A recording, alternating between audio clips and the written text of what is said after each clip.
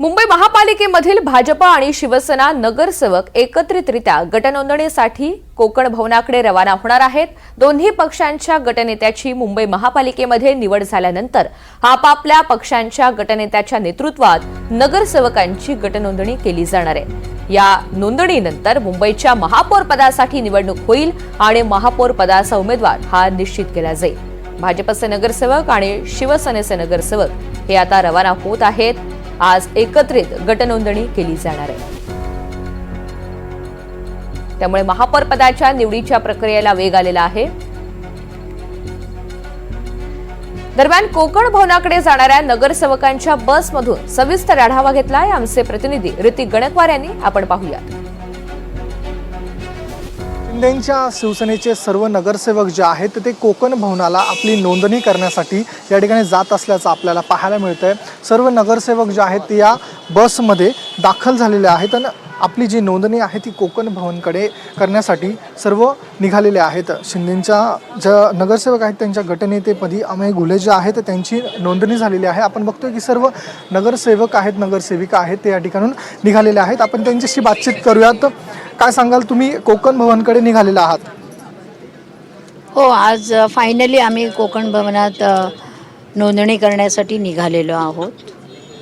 गटनेत्यांची निवड झालेली आहे, काय सांगाल? पक्षप्रमुखांनी जो निर्णय घेतला आहे तो सगळ्यांना मान्य आहे आणि अमेलजीची जी निवड झाली आहे ती योग्यच आहे। आणखी काही नगरसेवकांशी बोलणार आहोत। आपण बघतोय की सर्व नगरसेवक या ठिकाणून निघालेले आहेत। काय सांगाल, काय अमेय घुलेंबद्दल सांगाल? ते आता तुमचे नेते असणार। नक्कीच साहेबांनी जो घेतलेला निर्णय आहे आम्हाला सर्वांनाच मान्य आहे आणि एक गट आम्ही सगळ्यांनी त्यांना आम्ही मतदान करून त्यांना निवड दिलेला आहे आणि जे काही आमचे नगरसेवकांचे प्रश्न असतील ते मांडायचं तो चांगलंच काम करेल। आपल्यासोबत बोलण्यासाठी यामिनी जाधव देखील आहेत। बाळासाहेबांचं जन्मशताब्दी वर्ष आहे, शिवसैनिकांची इच्छा होती की महापौरपद मिळावं, काय सांगा? शेवटी हा पक्षश्रेष्ठी जी युतीमधले पक्ष असतात त्या प्रत्येक घटकांचा तो निर्णय असतो आणि तो प्रत्येकाला मान्य करणं गरजेचं असतं। त्यामुळे आमचे प्रमुख पक्षप्रमुख नेते जे आहेत तो जो निर्णय घेतील तो आम्हाला मान्य असेल। काय नेमकं आता समीकरण कसं ठरलेलं आहे, काय सांगा?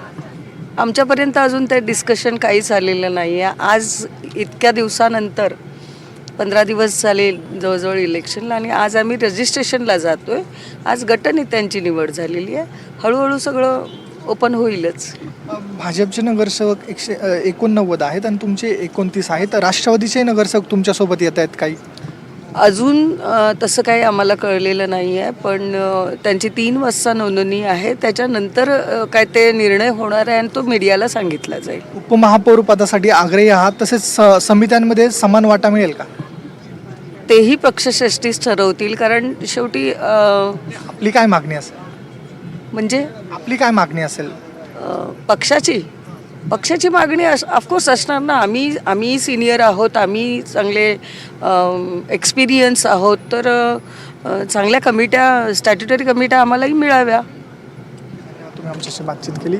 आपण बघतोय की सर्व नगरसेवक जे आहेत ते कोकण भवन या ठिकाणी निघालेले आहेत। भाजपचे नगरसेवक देखील पाठीमागच्या बसेसमध्ये आहेत आणि ते एकत्रित नोंदणी जी आहे ती त्या ठिकाणी करणार आहेत। शिंदेंच्या शिवसेनेची जी गटनोंदणी आहे ती वेगळी होईल, भाजपची नगरसेवकांची गटनोंदणी वेगळी होईल आणि आपण बघतोय की महापालिकेमध्ये हे काहीच दिवसांमध्ये सत्ता स्थापन करतील। कॅमेरा पर्सन जितेंद्र वाघमारेसह मी ऋतिक गणकवार, NDTV मराठी, मुंबई।